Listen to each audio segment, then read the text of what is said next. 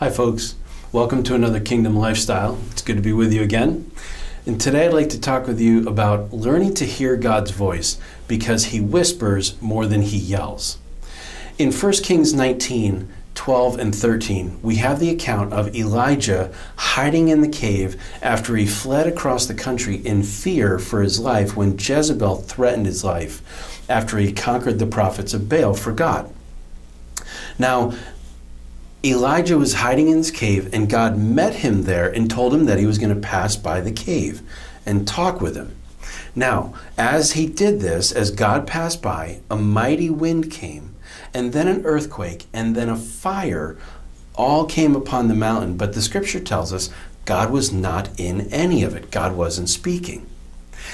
Instead, Elijah recognized the voice of God in what the language here in this passage calls thin silence.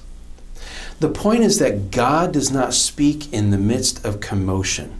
He speaks instead in the midst of silence. Much like Psalm 46:10 tells us, "Be still and know that I am God." So what does God's whisper look like in everyday life?